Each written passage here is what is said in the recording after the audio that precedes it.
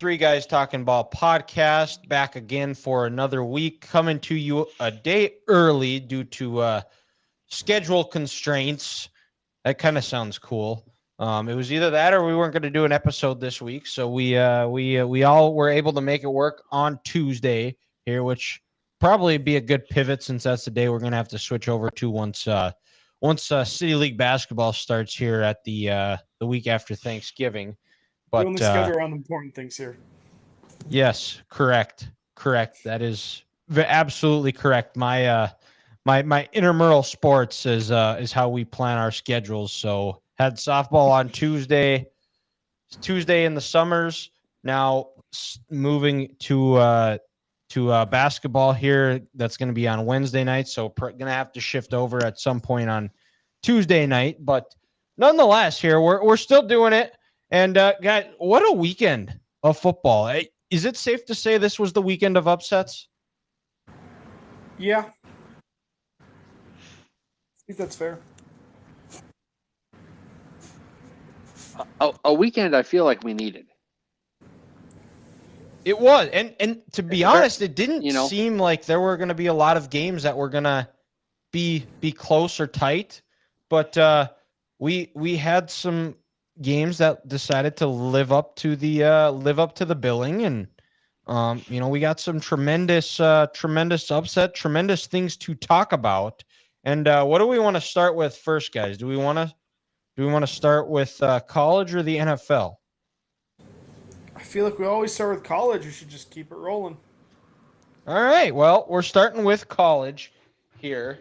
And because I'm too lazy to change helmets based on kind of how I feel, we're gonna kind of keep things basic. Maybe next week I'll be able to get some new teams in there here. But nonetheless, we'll start here with the first pick, and that's gonna be Ethan. Second pick is going to be me. And the person whose team has the most losses here on the podcast, also last place here on the show, Grant. So, yeah, Ethan, what is your college football team of the week? I mean, it's got to be the team that we've been roasting since college football began. They fired their coach 2 weeks ago. It's got to be UCLA. I mean, Penn State has been an absolutely pathetic team so far this year, but it doesn't take away from they beat a top 10 team. Can't complain. And they beat them like pretty soundly. Like that game was not close for a good portion of the first half. I didn't get to watch a lot of it, but just kind of looking at the box score and stuff, they kind of took it to them and then held on late. So pretty impressive win for their interim. I don't even know what the hell his name is. Tim Skipper. Has the same amount. This is a wild stat here too. I have screenshotted. Here it is. Career top 10 wins against the Big Ten opponent. Tim Skipper 1. James Franklin 1. There you go. He's already better. So Skipper should be the next head coach at Penn State. Yes, he should be. He's already there. He's already there. And seeing the joy and the excitement that Jerry Neuheisel had calling plays and the love that man has for UCLA, I mean, that's like got to be the shoe-in candidate to be the next head coach for the Bruins, not? It certainly has to help. I don't know if you can have him be the head coach right away, but at least somewhat on that staff. What was his title before being interim? He was like the tight ends coach, I believe. Yeah, he was the tight ends coach. He found out 2 days before the game that he was going to be the OC, because that was when they fired their offensive coordinator. So with only 2 days to prepare, I don't know if you guys saw the press conference, but he also didn't know operationally. He admitted that there were a lot of times where he was calling in the play and he didn't have his headset down. That is who Penn State lost to. It was up. Yes, he forgot that he had to, because he's never had to call in plays. So usually he's a position coach. So he's talking to the players. And yeah, he said that like I'm not going to lie to you. This might be a little bit embarrassing, and it probably, but we won, so it's not that big of a deal. But there were times where I was calling plays, and I didn't realize that I had the headset down. It's impressive. And the preseason national championship favorites lost to him. Correct. Yes. I mean, Franklin's got to be done after this year if they don't make the playoff and turn this around. Yep. I also have a couple more stats. Penn State is the first top 10 team to lose to a winless team since 1985 when UTEP beat who?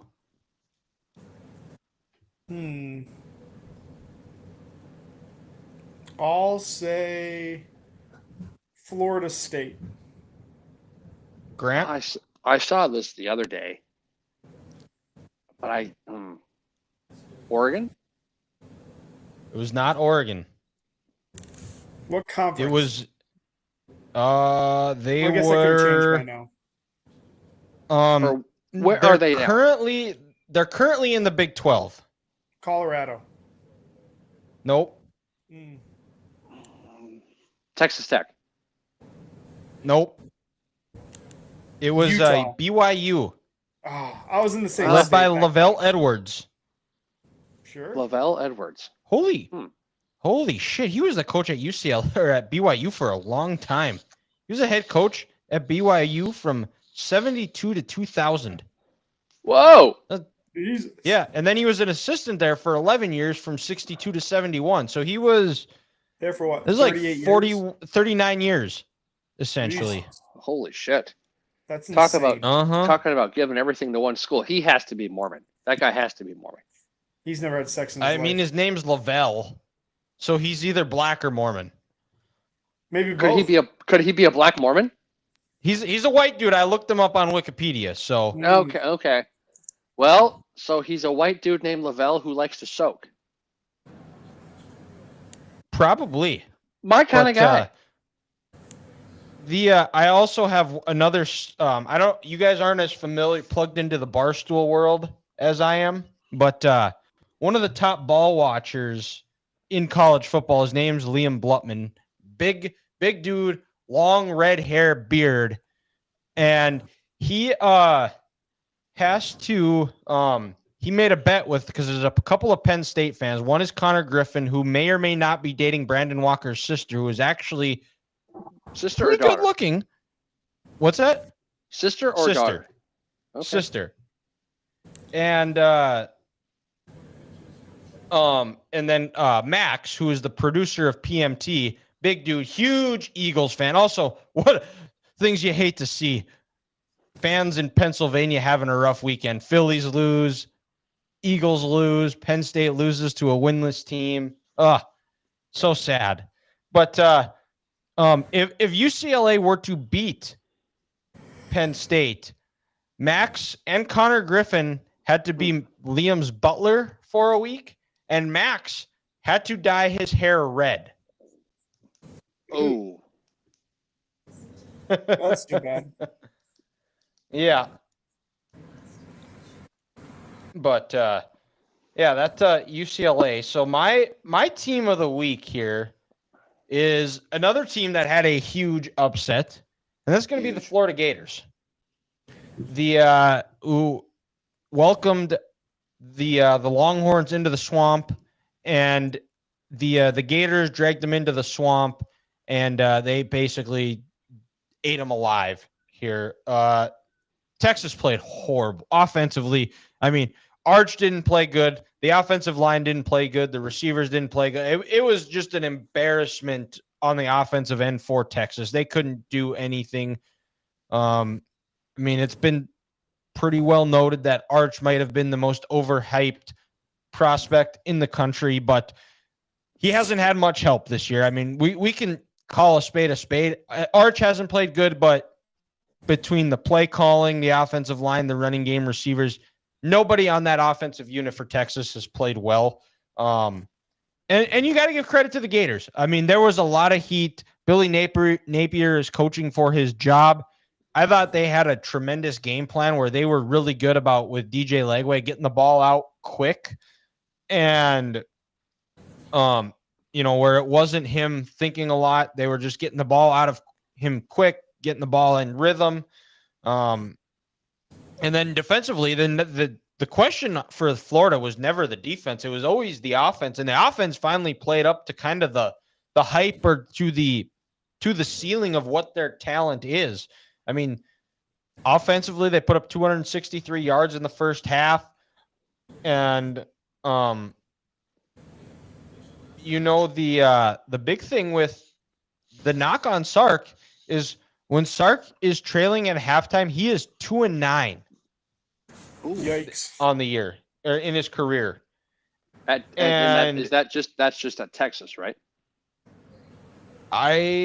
It might be I don't know. I saw the stat right at halftime, so I couldn't remember if it was that or not. But that would have to be at Texas because he was at USC and UCLA, and Washington. And Washington, the team he took over for didn't win a game. So that's right. I would imagine that it would be just at Texas, so it's probably worse. Mm-hmm. But I mean, what a win for Florida. Billy Napier saved his job, and I mean, this is a tall ask, but I think it's still a possibility right now because Florida only has one SEC loss. And if they were to win out, they probably get to the SEC championship game and win it. If they win it, they're obviously in it. But if they get to the SEC championship game and with the schedule that they have, I mean, they're worth a discussion for the college football playoff with who they beat to that point.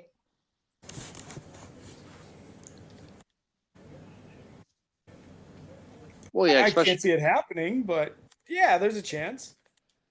I don't think it's going to happen either, but I will say this: there is a chance. Is fantastic. And if DJ Legway just doesn't turn the ball over, I mean, there's the opportunity is there for it. They're going to be just fine if he doesn't do that. To your point, though. But Grant, who is your college football team of the week?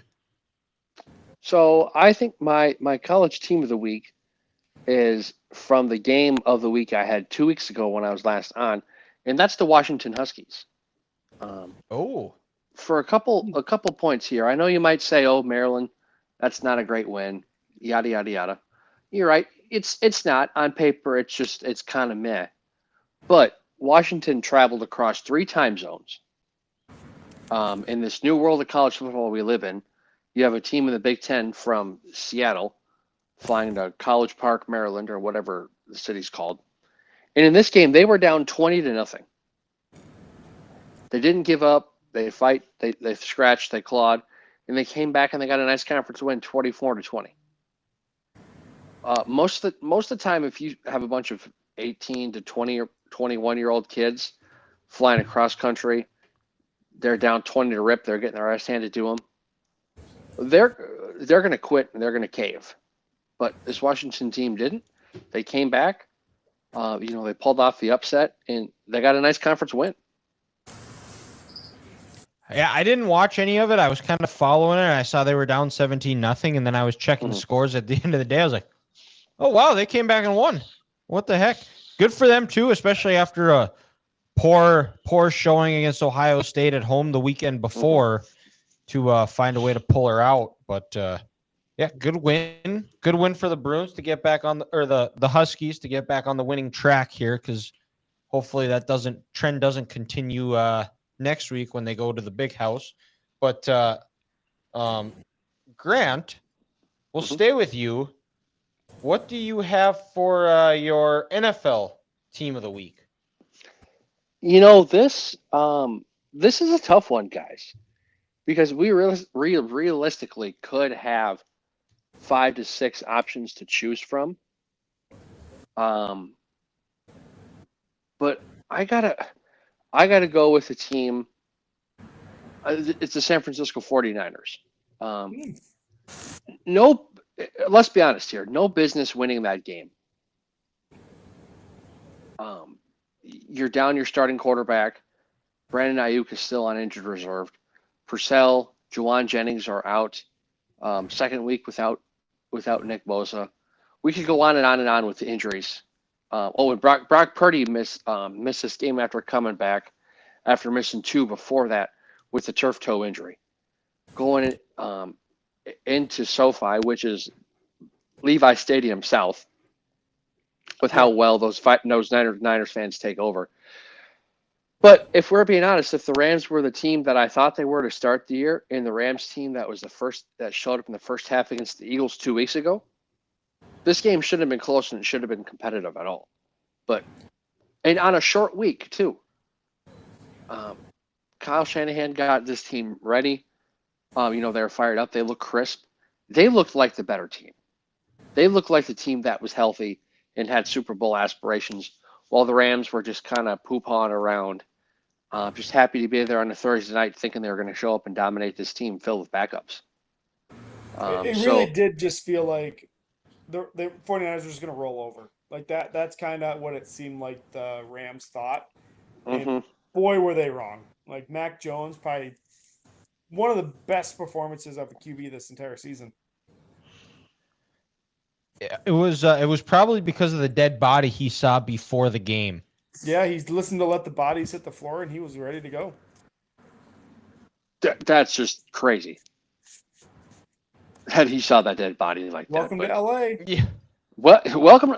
That shouldn't surprise us. To your point, Ethan. Welcome to Los Angeles. Yeah. That either one of those towns, I wouldn't be surprised. But no, yeah, that's was true. I thought that was one of them games for the Niners. It felt like they had nothing to lose. Nobody expected anything of them. They were just like, all right, let's just go out and play. And maybe that short week where they didn't have time to sit there and think about what they were going to do. I think Shanahan probably looked and was like, for like the people that they had, and just said, you know what, we're just going to simplify everything, make things easy. Guys can just go out there, play free, play fast. They know what they're doing, and just hit them in the mouth. Well, and you look at all the quarterbacks that Shanahan has used over the years to beat McVay with. Like, it's truly the island of misfit toys. And all Sean McVay has had in his career is number 1 overall picks. It just shows that people kind of forget about Shanahan because he does have some issues in terms of clock management and closing games out. And when his team gets behind, they can't come back with his offensive scheme. But when he's locked in and things are going good early for them right away, no matter where he's coaching, that team's going to be hard to beat.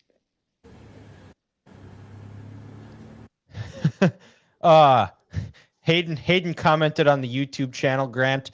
He says, I love how this show is where I found out Washington came back on Maryland. And then his next comment about referring to Kyle Shanahan, I would know all about his clock management. You're welcome, Hayden. You're welcome for the painful memory, and you're welcome for letting you know that Washington beat Maryland on Saturday. Yeah. But my team of the week in the NFL has to be the Denver Broncos, because down 17-3, boy, did it look grim. I think I was texting you. I was like, man, Bo Nix looks like Auburn Bo Nix. He had no idea what was going on. And then the game turned to the fourth quarter, and that team just flipped the switch. I mean, they were they had a 3rd and 15 they converted on, and then they go down and score to get the 2-point to take the lead. And then they then they were able to run the ball. It was just a simple pin and pull toss play that Philly just didn't have an answer for. And there were just big 3rd down conversion after 3rd down conversion. And then, at the end of the game, where after the Eagles had to punt the ball away and the Broncos were driving, and the Zach Bond, which, I mean, this is typical Eagles fan, but I mean, the most unnecessary penalty that you could ever do, where he's been laying on the ground for about 3 seconds and just comes down and just gives a forearm shiver to his helmet. Just undisciplined, stupid decision. And then Bo's decision making at the end of the game too, where after that, where it was a 3rd down, where the old Bo Nix definitely would have tried to throw that ball downfield, try to get some garbage completion that would have been intercepted or stop the clock. But he just decides to go down, they kick the field goal, make it a 21-17 game where they have to go down and score a touchdown to win. But and then the defense holds. And before that final drive here, I had it. They outgained in the fourth. The Broncos outgained the Eagles in the fourth quarter, 163-15. Whew. So that's probably the first time the Broncos have looked like the team we kind of all expected them to be. At least in the fourth quarter. The first three quarters weren't great, like you said, but the fourth quarter, they finally kind of turned it around. So, pretty impressive win.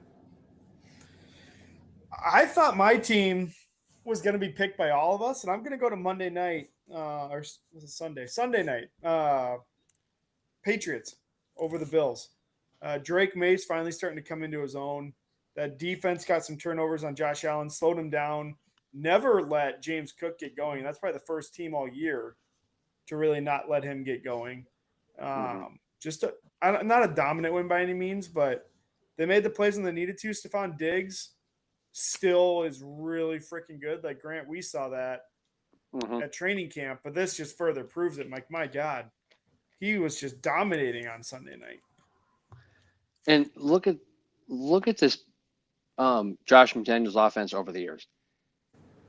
You can say what you want about, besides Randy Moss, but Deion Branch, Julian Edelman, Danny Amendola, Wes Welker, all those other receivers. He's never had a guy like Stephon Diggs. And if Stephon Diggs is putting up 10 for 146, and he's at a 5 out of 10 with his comfort level, I don't want to see what him and Drake May are going to do when he gets up to an 8 or 9. Yeah. Well, play, that incredible play that May had was that one that he threw to Diggs where he was like falling down and trying to stiff arm that Bills defender, and he looked like he was just throwing it away, and somehow Diggs just appears into the picture and catches it for that first down on that final drive to get the drive going.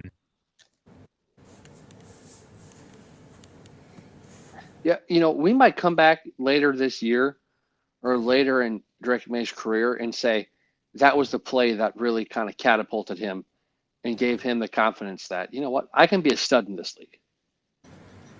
And the other part of it too is you can find, now this was really that first game where you saw the identity of that Mike Vrabel team, of what he wants this Patriots team to look like, of that physical. They're going to drag you into the phone booth, make it a fist fight and see if you want to hang with them, and try to make this game real sloppy, because talent level, Buffalo, I think, is still a more talented team than the Patriots, but they do still kind of have that finesse to them where I think Vrabel is they're going to be physical. You have to know that going in, and Buffalo did not respond. I mean, I think the physicality of the Patriots, I think that forced them into the 3 turnovers the Bills had. So something the Bills have to figure out is I mean, they got to figure out their run defense. They were without Ed Oliver, but still, there's still just a lot of question marks on that Bills defense still. Well, and like Ethan said, I think we truly figured out the other night that the true straw that stirs the Buffalo drink on offense is James Cook. Mm-hmm. Because what do you have, 43 yards on Sunday night? And it wasn't over 50.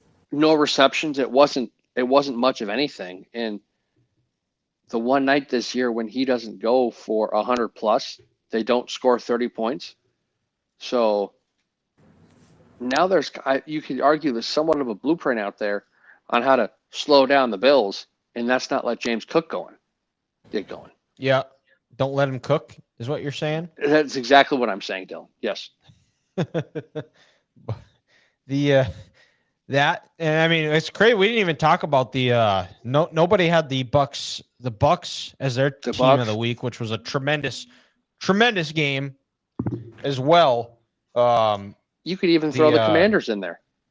The Commanders. Yeah, that game flipped. That game flipped on its head on that punt that got called back. The Panthers Dolphins. The Panthers coming back from 17 down. The Jags being Kellen down Moore got 14-0. his first win. The Jags. Are you sure you want to talk about that one, Grant? I can talk about it. I'm fine. The Vikings. Masterclass final drive by Kevin O'Connell and Carson Wentz to take the lead. NDSU. That's right. It did. That's what I thought too. It was like, man, that was pretty. As the Vikings get a bye, but let's shift over to some sadness for some teams here. Ethan, who do you got for your disappointing team of the week? It's got to be the Cardinals. I mean, you had that game completely won. Your running back drops it at the half-yard line again. Brutal. Your coach about beat the shit out of him. Deservedly so. He got fined today. I don't know if I agree with that or not. Just the stupidest ways to ever lose a game. Like that might have been quite possibly the worst way to ever lose. You pick it off, you fumble it, you kick it in the end zone, you let them recover. Like, what in the hell is going on? What a play that was, though. The Lockett touchdown. That's the type of play that only happens to the Cardinals. If I would have been playing Lockett in fantasy football, I would have absolutely lost my shit. And you know what's funny? Someone played Lockett because they had no one else to go, and they were just like, all right, well, you know what? It's better if I get 0 from Tyler Lockett, who's active, than 0 if I leave some guy in my team, in my lineup. And you know what? That person won this week because of Tyler Lockett. Curious, I'm gonna go see if he had a catch. He had 1 catch for 6 yards and a fumble TD because he's on my team. He's on my bench. Jesus. Nice. Ethan, that's a good point. Is how mad would you have been if our game this weekend was a little bit tighter and I had Lockett in my starting lineup and I won because of that? I would have one less usher at the wedding for sure. Yeah. But now, would you uninvite him, or when he gets here, just have like a crew of people beat the shit out of him? He's already bought the plane tickets and stuff, so he can come to the cities. He just won't hang out with us. Oh, he can find something to do. That's fair. Yeah. Okay. Well, there's the George Floyd shrine I can go worship at, so I got that going for me. I am not going to comment. Well, but Dylan, if you go to Cup Foods, I'll call 911. Okay. But that was a game that neither team deserved to win at all because before that there was nothing going for the Titans, and then the way the Cardinals ended that game. I almost texted you guys when the Cardinals were up 21-0 that said we're going to have our first head coach firing on Monday, and it was going to be Callahan. I almost sent it. That crossed my head too. Firing him, but that's just me. Was that? And I'd still consider firing him. Oh yeah, this team is lost. Well, and then the play that happened before the DeMarcado run was when the center for the Cardinals snapped the ball off Kyler's face, and then I looked at the score and it was 21-6, and I'm like, this game feels like it's like 45-6, and somehow they were still in it. And then when which also like it happened the week before too, like how are we still doing this? Yes. Like, did we not like learn I don't understand why. Did we not learn after Deshaun Jackson did this in like 2008? Yep. Yeah. Or Utah, Oregon. I mean, and then even last week when it happened, and that guy didn't play, but there was a really good discussion about it on Two Pros and a Cup of Joe on Monday about how, and Brady Quinn goes like, I don't understand why people do it. Is it just because I'm a white guy? And LeVar Arrington, who's a black guy, and LeVar's cool, so he kind of was just giving him a hard time about it. And then they bring on Pete Prisco and Jonas Knox, the third guy on the show, the Joe of the Two Pros, says, well, we have this. This is why we bring you on, Pete Prisco, because Brady's white, LeVar's black, and if you know what Pete Prisco is, the man is he's Italian, so he's got a good good shade of color on him, and goes, Brady's white, LeVar's black, Pete, you're tan. You got to settle this one for us. But disappointing team. I think we just call it as it is. I think that's the Cardinals are the disappointing team for all of us this week. And fair. we move on to the games ahead here. And you know what's crazy and sad if you're a Cardinals fan? They lost a game like this in October. Wait another month until the new Call of Duty game comes out. Oh, how much more unserious is Kyler Murray and this whole offense going to be then? It's true. I mean, Jonathan Gannon might as well just work his way back to being a defensive coordinator somewhere, because they're going to fire him. It's what Arizona does. They're going to panic and overreact, and we'll be in this same spot again next year with a new head coach and a new everything. And what's also crazy about it too is the Cardinals were like one of the original 6 teams in the NFL. And it's the same family of owners, the Bidwell family, that have owned it from their inception. Even though, also wild, if you ever get the read the book The League, Bidwell didn't go to a lot of Cardinals games because he was such a big Bears fan. Mm-hmm. But we'll go to our Week 7 preview here. Does that? Because Ethan, you just went, so I guess does that make it me? Grant? Or Grant? Our Beth Mullins game of the week. Technically, it would be me. Okay. So, an honorary Beth Mullins game of the week. This isn't my actual choice, but just because these two teams have actually played on ESPN2 at 11 o'clock a lot, would be Iowa-Wisconsin this Saturday. Good choice. Thank God I will not be watching that game because it's going to be 1st to 13, and it's going to be unwatchable. Yeah. But my actual pick for Beth Mullins game of the week, guys, we're going Wednesday Night Lights. Yes, you heard that right, folks. That's kind of disrespectful to some Wednesday Night Lights. But it's not the action. It's not the action. Okay. You reeled me back in.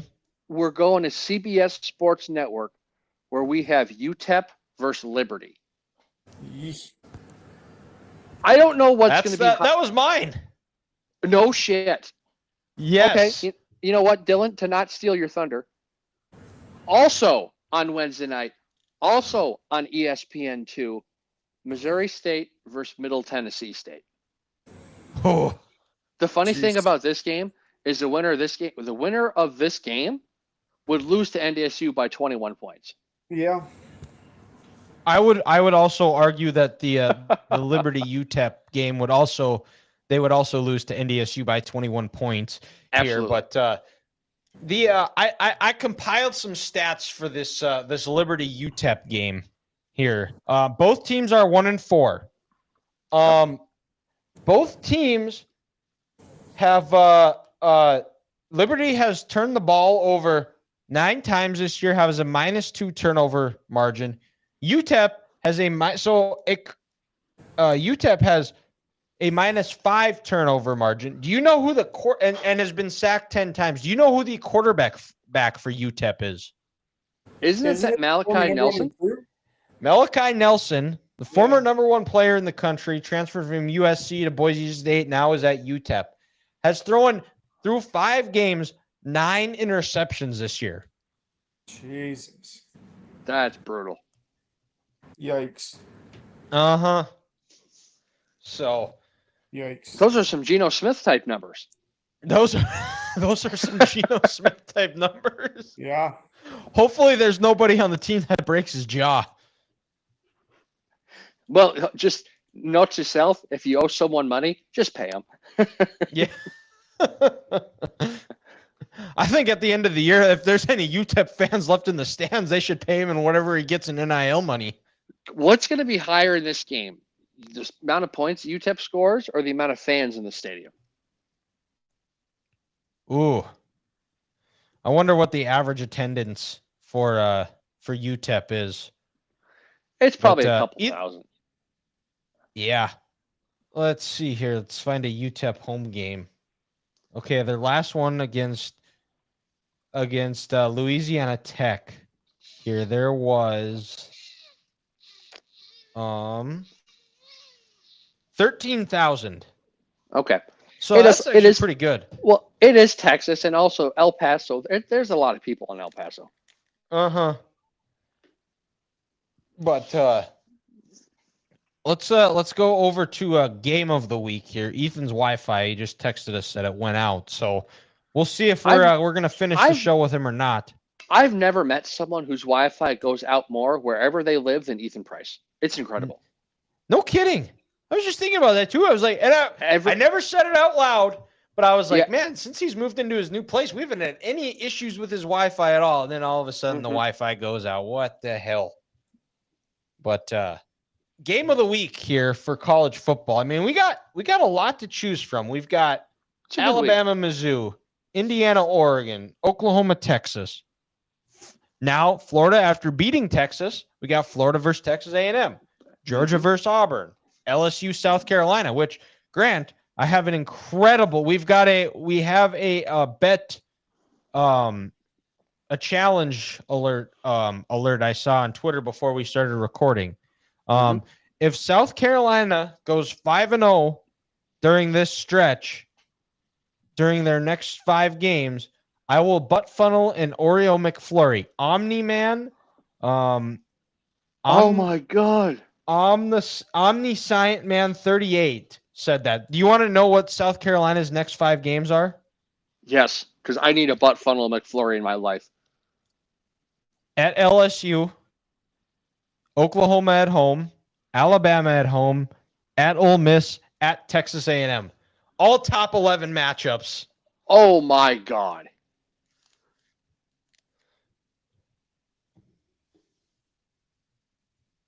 Yeah, nope. That if they go 5-0, that guy, we have to hold him accountable. Yeah, we are keeping receipts. You know what? If this guy, if South Carolina pulls off these next 5 games, Dylan, this dude should get an NIL deal to McDonald's. Yeah, absolutely. Absolutely, he should. It feels like it's the right thing to do. So, Grant, what is your week 7 game of the week for college football? You know, I have to go with an easy one, and it's Big Ten country, and that's Indiana versus Oregon. Oregon, you know, bye week last week, coming off the big emotional whiteout win, coming back home. Indiana, looks like they're telling us that was not a fluke. For what their season was last year. And you know what? Credit to them for going into Kinnick a couple weeks ago and winning a game most ranked teams would lose against kind of those shaky. And they should have lost. And they should have lost against those kind of shaky, weird Iowa teams. But Kurt Cignetti's got his team locked in and loaded. One of the Heisman frontrunners there at his quarterback. But now they're going into Oregon, and you wanted to prove that you're a big dog. Well, Kurt Cignetti, this is a game you have to win. The 2 you had last year against the big dogs, you fell up short, and you folded against Notre Dame when you punted in the 4th quarter. Going into Eugene, can you do it? And can you put college football on notice and say, hey, Indiana's here to stay. Come mess with us. Yeah. Key to this game, I think, for Oregon is they got to get Fernando Mendoza to the ground when they have the opportunity. You look back at that Iowa game. I mean, he's a big dude. He's 6'5", 230 probably. There were several times where Iowa had him wrapped up, had him dead to rights, and he was able to break out of it, make some big throws. You look back at that game-winning touchdown that he hit to Surratt on the slant, where they sent the house, and he steps in and delivers a heck of a throw for the game-winning touchdown. So we're gonna see. I'm very curious, excited for that matchup. But my game of the week here is going to be I think I got to go with the Red River Showdown. Oklahoma versus Texas. It sounds like John Mateer is pushing to play. That was the Chipotle rumor. Is Oklahoma students saw Mateer, asked him if he was going to play, and said he was going to be back for the Texas game. God bless message boards in college football, but I think this game. I think the defense is going to get back. Needs to find a way to get back on track for Texas. Oklahoma Venables calling the defense has been a huge game changer for Oklahoma this year. And then if Mateer plays, if he does, great. But I think Oklahoma's gotta have something from their running game, not just Mateer, especially with a broken hand or bone in his hand, whatever. I can't remember exactly what it is. And then the other part is on Texas's side. I mean, the O-line, they also need to find some running game from the running backs and not have put so much on Archer's shoulders. The O-line's got to protect. This is when you think of Oklahoma, Texas in the last 20 years, you think of high scoring offense is going to be in the 40s, 50s, first team to 50 wins. But I think this game this year, I think it's going to be a little bit more low scoring. I think both defenses still are legit. Texas didn't have the best showing last week. I think they're going to be hearing about it all week in practice. I think they're going to come in ready to play. I think this is going to be one of those defensive slugfests that maybe the first to 20 wins. Mateer plays. I don't even think it's close. And well, I'm curious to see how healthy he is. I mean, we'll find out early if he's because I think it's in his non-throwing hand, correct? No, it was his throwing hand. So we'll see how much that affects him.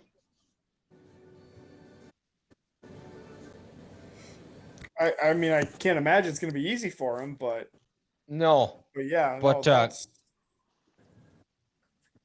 yeah, I don't know. I just don't trust Arch at all. He hasn't shown anything. I just can't see them getting enough offense to keep it close. But Ethan, who is your what's your week 7 game of the week?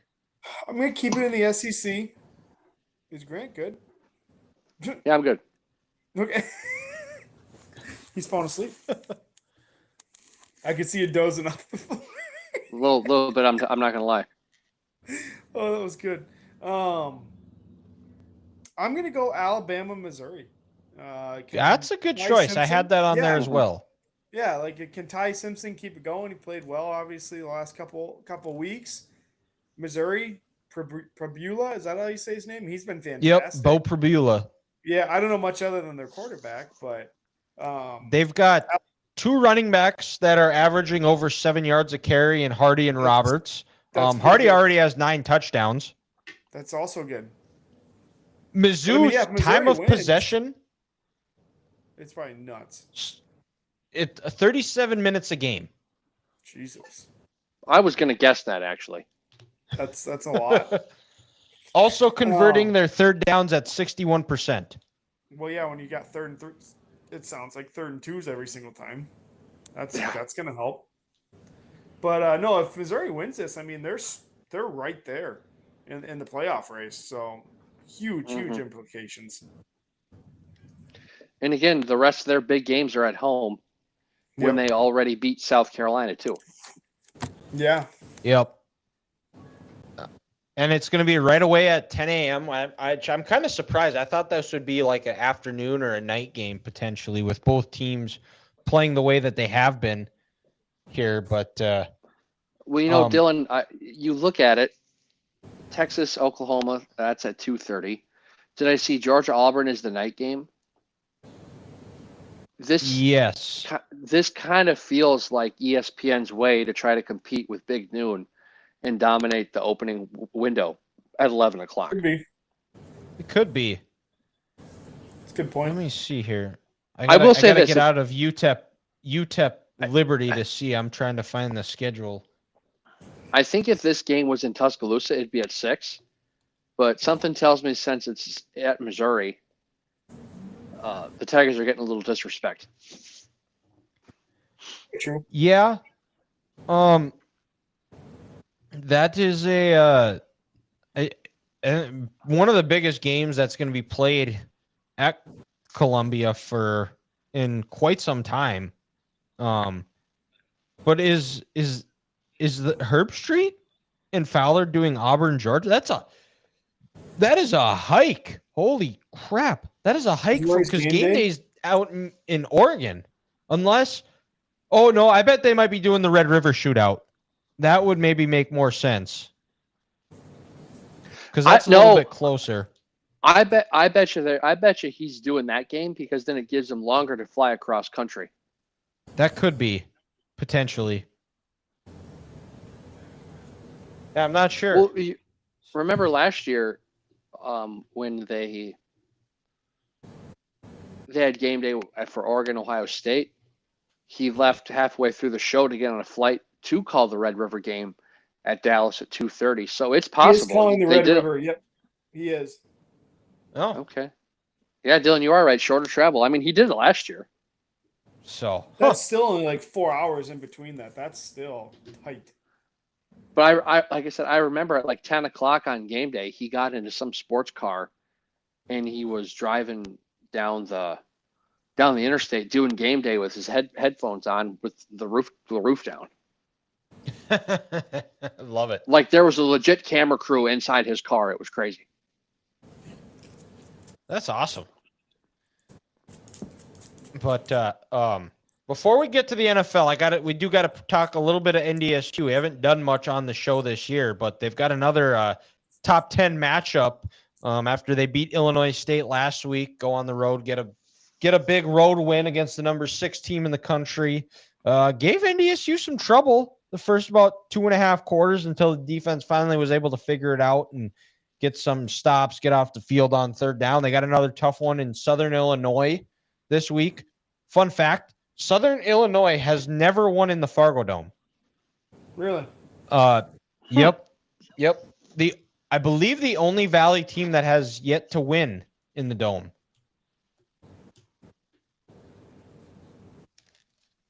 So they have, and I'm getting a phone call, but DJ Williams is Southern Illinois' quarterback. He's a transfer from Murray State. He played against NDSU in 23 when he was the quarterback for the Racers. It's shifty guy. He was tough to bring down. I thought NDSU was not very good on first and third down. Wasn't able to get off the field on third down. It was frustrating to watch a little bit, but big thing is they got to keep Williams staying in the pocket. Polasek at his presser today was saying that their D-line might be their weaker spot. Their secondary linebackers are pretty solid, but their D-line is improving. Find a way to exploit that. And on the offensive side of the ball, too, for NDSU is they got to take care of the football. Southern Illinois right now has a +6 in the turnover margin. And then NDSU, one of the things we want to see them improve on is the special teams. They didn't play well against Illinois State, missed field goal, kicked the ball out of bounds. So shore up that, and I still think they're going to find a way to win, but that's our NDSU SIU preview. Let's go up to the NFL here as Ethan, what do you got for your week 6 game of the week? Honestly, guys, there weren't a lot of good choices. There's a lot of bad football games this week. Yeah, it's a bad Sunday. It is. I'm going to go Bears Commanders on Monday night. Bears coming off the bye. How does Ben Johnson get them looking? Caleb kind of struggled a little bit in his last outing, but he's been really good this year. And then obviously Commanders coming off that big win versus the Chargers. How do they look? And it's at home. And the big thing is, how do the Bears bounce back from that loss last year on the Hail Mary in DC? So, I don't know. I like the Bears to win, honestly. I kind of think they pull it out. They get Kyler, what's his name, back, their slot corner, which will be massive on Debo. Yeah, it's a revenge game. Also, the Monday night game, the other Monday night game, Falcons-Bills. It's both the throwbacks, the Bills wearing their all white with the red bill on the helmet, and then the Falcons wearing their red helmets. Oh, those are sweet. I am a fucking fan of that. Is that one in Atlanta? Yeah. Yeah, it's in Atlanta. Yes. Yep. But my game of the Speaking of week that, is Dylan, speaking of that on uniforms, the NFL needs to go back to the uniforms from the 70s, 80s, and 90s. Yeah. you're 1,000%. So much better than the garbage we have today. Seahawks Bucks all-time uniform. Either the Jags jerseys last night, incredible. Jacksonville's jerseys last night were great. The Dolphins ones, I know they're not from the 80s, but they were sick last week on was it Thursday Night Football? They grew on me. No, Monday night. Was that their rivals jerseys? Yes. Yeah, it was their rivals jerseys. Mm-hmm. But yeah, we need to go back to old uniforms. So much better. My game of the week is going to be for a quarterback that has a chance to beat the Packers twice. Actually not, but I did see a cool stat that I also like to share with you guys. If Joe Flacco leads the Bengals to a win over the Packers Sunday, he'd become the first NFL QB to beat a team twice in the same season with different teams since 1962, when Jack Kemp led the Chargers and Bills to wins over the then Titans, now the Jets. But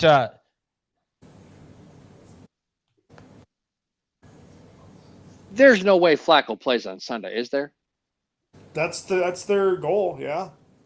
Yeah, I mean, it was their off day today. They traded for him, so they got all week. I mean, shit, if Baker Mayfield can get in the night Baker before, can come in 2 days. Yeah. Hopes he's a veteran. How hard could that offense be? Snap the ball, throw it to number one. Throw it to 1 or 5, yeah. And you only have like a second and a half to throw it, so I mean, that's all they're going to get from them. That's true. I just don't see behind that offensive line has done. Oh no, they're all dead in the water. It's just they can't play Browning anymore. They'll lose the locker room. Yeah. Well, that locker room's already lost. They're done. Yeah. They're done. I tell you what, Brian Callahan's going to look good back there as their OC again next year once he gets fired from Tennessee. Yeah. You know who I guess also looks good? Apparently me, because recurring guest and our good friend Mike Zier commented on YouTube. He said, Dylan, you got a date tonight? You're looking pretty fly for a sports talk show. Like I always look fly. I just got a haircut. I got my haircut scheduled a week early before Ethan's wedding, so I got that all squared away today. So yeah, I'm looking good. I did a hell of a leg workout yesterday. Things are going good. There you go. But no date. No. I'm not like Grant. I didn't have a date like he had last week. That's why he couldn't go on the show. Which also, Grant, you never told us his name. Steve. I thought it was Willie. Steve was not gentle. Oh, no. Willie. Whoa. One-eyed Willie.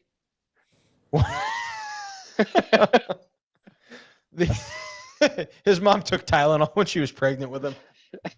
Yeah, that explains it. What in the Tylenol is this, Willie? But my week 6 game of the week is going to be Seahawks Jaguars. Kind of two opposite sides of the spectrums for both teams. Seahawks coming off a heartbreaking loss. The Jags coming off an emotional win. Seeing if they can bounce back. Seattle flying all the way across the country, 3 time zones away. Sam Darnold has not done well, and it's been a knock on him for his career. He's not very good against a pass rush. This might be a good opportunity for him to bounce back, because if you watch that game last night, the Jags pass rush without Travon Walker is non-existent.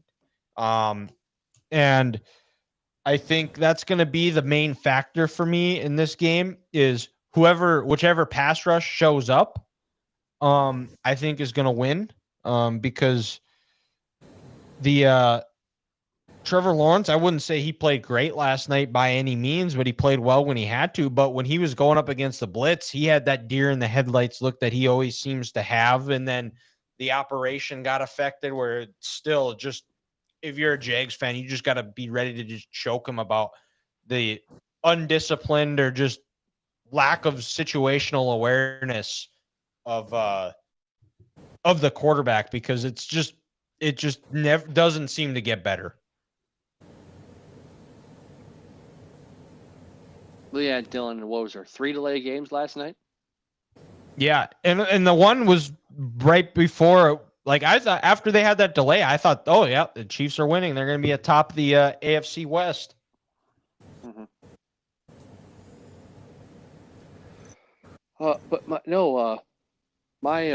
My game of the week here is we're going to go Sunday afternoon, the 3:25 Central. 49ers Bucks. Two hot teams. You can just tell this game's going to be drunk and it's going to come down to some silly finish. And then I don't know who's playing quarterback for the Niners this week. Is it Purdy? Is it I Mac think it's Jones? still Mac Jones.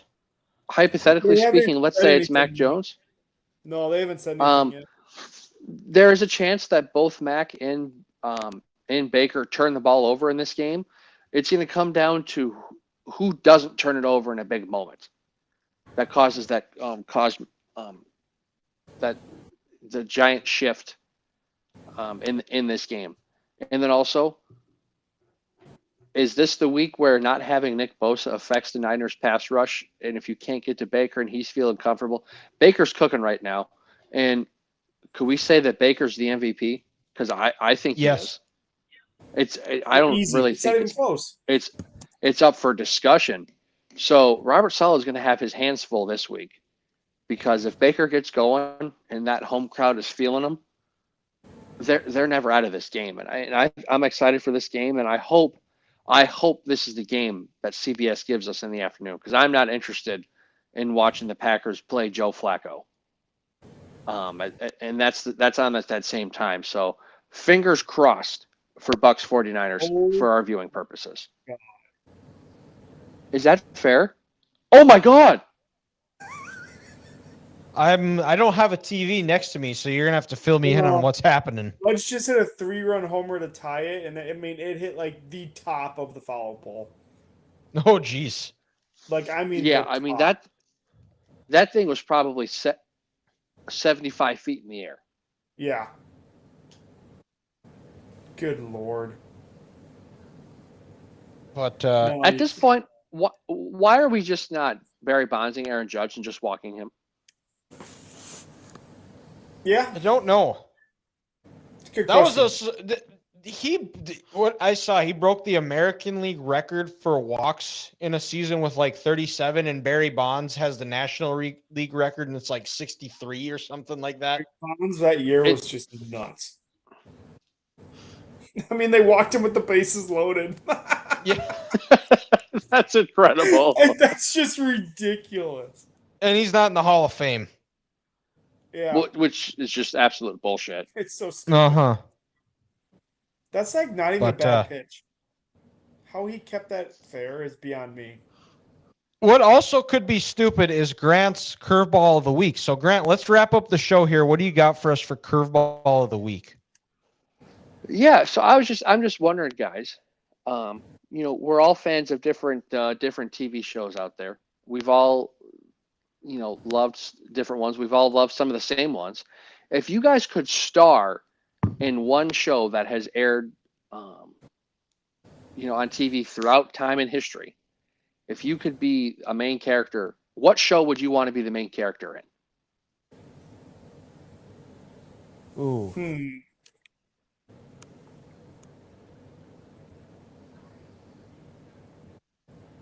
Landman is pretty good. Landman is good.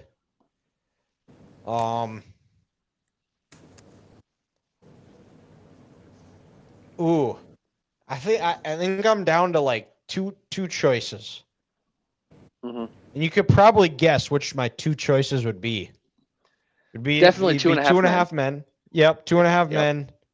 And then Entourage. Yeah. Be Ari Gold. You would so be Ari Gold, Dylan. You would just that pompous, annoying prick who doesn't care for anyone's feelings. That would be you, in a good way. That's what I think. Ari Gold might be Ari Gold might be the best character in television history. Top 5. So apparently what he does is apparently like if you pay him enough money that Jeremy Piven will go to your wedding and be Ari Gold at your wedding. That's hilarious. And just roast you. Could you imagine if we somehow, Dylan, paid him $10,000 to come to Ethan's wedding? Do it. If somebody wants to pay $10,000 for Jeremy Piven to play Ari Gold at Ethan's wedding, we'll start a GoFundMe. We'll let you know where it is. You can donate, or you can donate to our Venmo. Yeah. Yeah, the link, and also the link is in my bio. Yeah. But Grant, which one would you be? I tell you what, I think maybe my favorite TV character of all time. I would love to have been Don Draper in Mad Men. Oh, yep. That was my guess for you. Yeah, I love me some John Hamm, and that would have been just an epic role to play. You know what? I'm gonna go with Family Guy. I'm gonna be Peter Griffin. Ethan's gonna be the voice of Peter. I can see it. Peter No, Griffin. I could totally see it. I can too. Yeah. I'm not gonna lie, Ethan. I could not see you as an oil man. No. Mm-mm. No, it would be badass, but Yeah, I mean, good make a lot of money. I mean, the days would suck. you would. No. Yeah. Well, the also- problem is Ethan doesn't drink beer, and I know they're only Mick Ultras, but that's not what he drinks. There's more alcohol in orange juice. There's more alcohol in orange juice. Yep. And Ethan would actually have to do work. He couldn't just be his typical HR guy and just sit on his ass and paid to do nothing. I guess Hey, we could guys, drive we're gonna around watch and yell sports at on- people instead. Yeah. We're gonna watch sports Friday afternoon at work today. Yep. Yeah. But all right, well, that wraps up this week's episode. It's going to be a weird week for me because I'm not both Saturday and Sunday. I will not be really able to watch a whole lot of games. I'm hoping on Saturday night I'd be able to get away watch the Michigan USC game, but going to be in Chicago for the weekend. Also a little bit nervous because I do have a little bit of a darker complexion, so maybe ice might get me. Which for you guys know about it, but I posted on a Michigan fan group page and was like, hey, where's a good place in Chicago to watch the Michigan game at? And some guy decided to comment. Let's see here. And I'm just trying to watch a Michigan game with some Michigan fans. Chicago, place is teeming with law enforcement goons right now. If you look Latino, stay at home. So that's about all the luck that I have gotten so far with trying to watch a Michigan game with fellow Michigan fans. So I don't think that guy would really want to have that conversation with me, judging by his comment. But that wraps up this week's episode of the Three Guys Talking Ball podcast. Make sure you follow us on all of our socials, 3GTB Podcast. Make sure you hit that subscribe on YouTube. And we will be back better than ever next week to recap and preview the weeks ahead. Thanks again for listening. We'll talk to you next week.